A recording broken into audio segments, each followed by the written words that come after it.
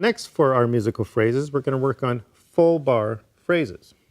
And you remember in the note value section, we talked about half notes take up half the bar, and whole notes would take up the whole bar. So this fill now will take up the whole bar, starting 1, 2, 3, 4. We're going to do it in triplets, and we're going to put in some eighth note triplets with quarter notes. So it's going to go 1 triplet, 2, 3 triplet, 4. So when we do it on the drums, it sounds like this.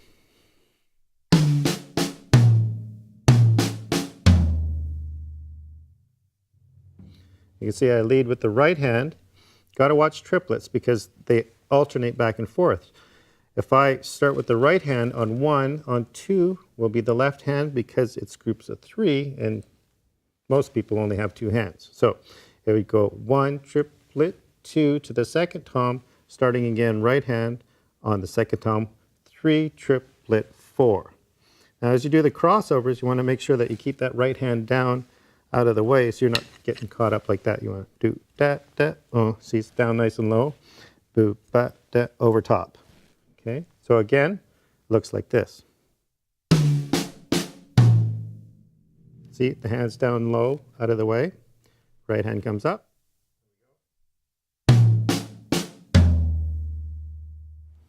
See, the right hand's nice and low, out of the way. If it's up too high, then the left hand has to do this. So keep them down nice and low. Now with a beat, we'll do it with a shuffle beat. So now we're implementing the rest, the eighth note rest. So you basically stop for an eighth note.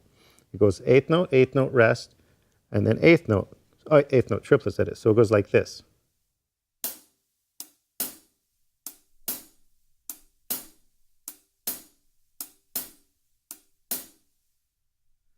Because if I play that without the rest and it's all straight, it just goes like this.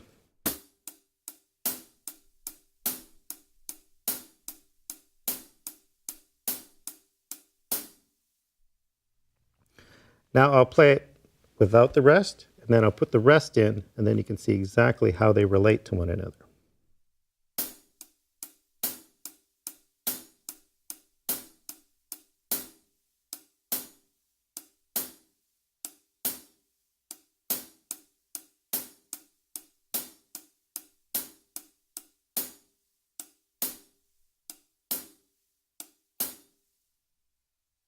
So whenever I'm doing these little examples, just be tapping on your leg, trying to get a feel for how the rests go and the accents and stuff. So now I'm going to do the shuffle beat with that fill. It'll sound like this.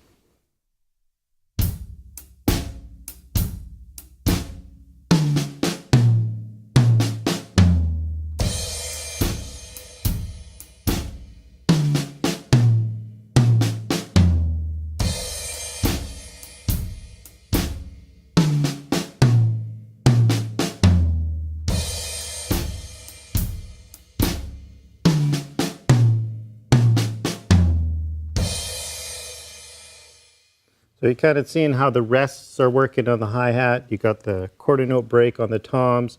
And now the fills and everything are starting to breathe a bit more.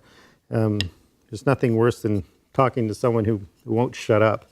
And they're just going and going and going. You're trying to get a word edgewise. And drums are much the same way. You want to make sure that you have space and allow it to breathe and stuff. And one of my instructors at music college said, try to remember to be like a horn player, because every once in a while they have to breathe, they have to take a breath. So, one advantage is we have as drummers, we don't have to do that, so we can do a lot with density.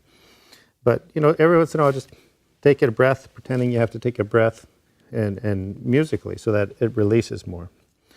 So let's try that now with some music.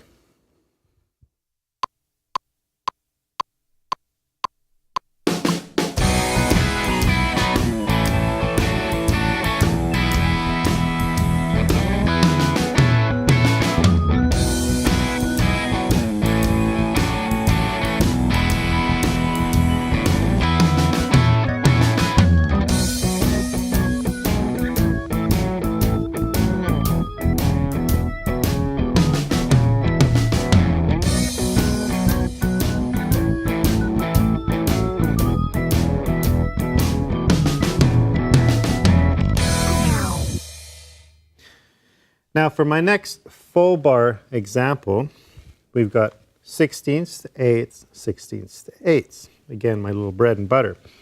So we got 4/16ths on the snare, goes first tom, second tom. And when I get to the second tom, I don't necessarily alternate. I keep it right hand with the 8th notes because the right hand is already playing 8th notes. So I just basically drop out the left hand. It's going to sound like this.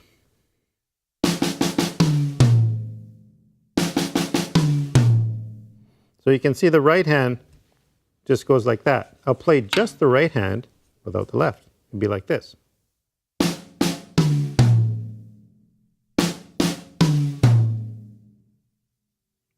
Now I'll put the left in. It sounds like this.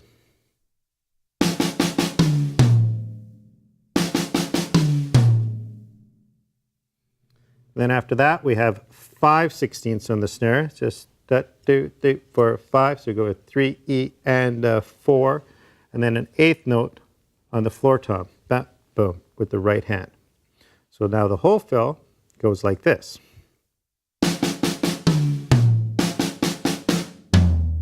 Let me do that one more time for you, nice and slow, so you can see how the right hand is leading it all the way through. It goes like this.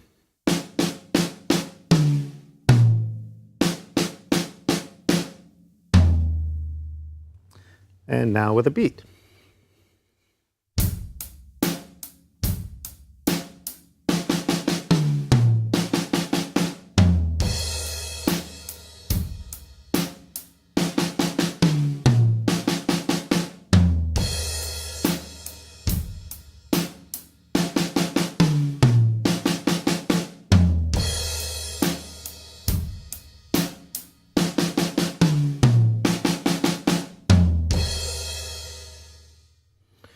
I want you to take note of the right hand through all of this because it's leading everything.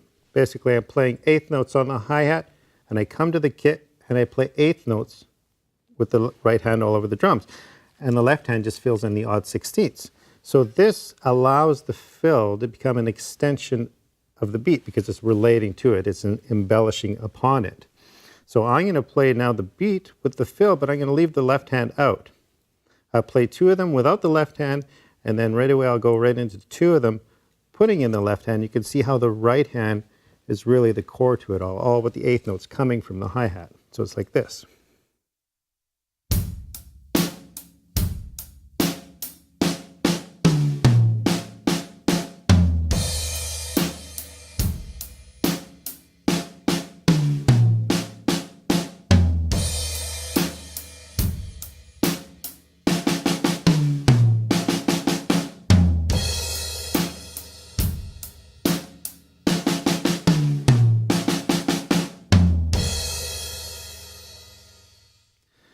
So hopefully now you're starting to understand more of how the fill relates to the beat. It's an extension, like I say, it's really a part of it. You can see how the right hand's doing the hi-hats, the 8th notes, and it comes to the kit, it's still doing 8th notes. So it's relating to it, it's building upon it.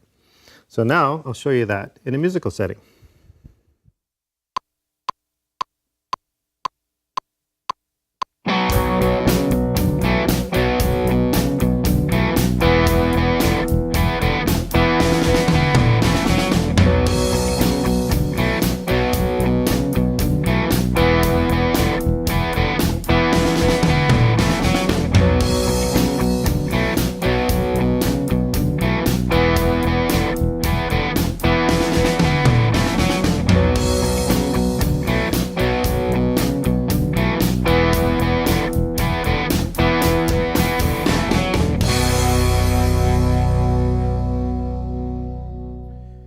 Now for the next example of a full bar phrase, I want you to keep in mind though that when I talk half bar, full bar, and then we're going to get into 2-bar phrases, that it's not religious in that, you know, I got to do these and always start at this exact point. This is just stepping stones to get you to the point where you can kind of start, you know, the 16th or the 8th note beforehand. You'll start to feel it and becomes more natural. This is just a stepping stone in developing the fills. So on our next fill, we're going to do 8th notes all the way through, straight 8th notes. Just be 2 on the snare, 2 in the first tom, 2 back on the snare, 2 on the floor tom. So it's just going to sound like this.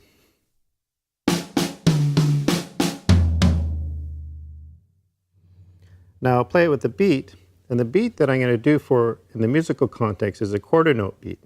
But right now I'm just going to do eighth notes, so you can see again how the eighth note fill is relating to the eighth note beat, like this.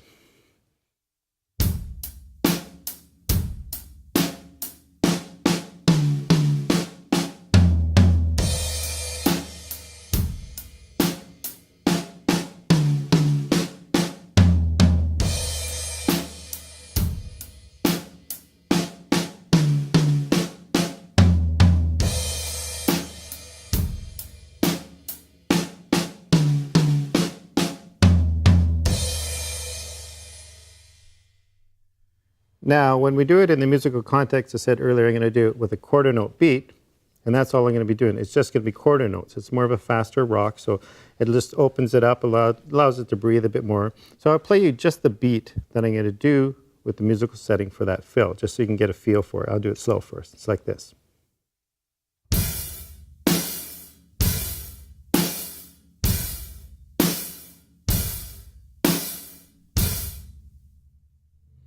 So you can see it's pretty straight ahead, and actually at that tempo, it doesn't have a lot of forward motion, a lot of bounce to it. It's pretty just kind of plodding along.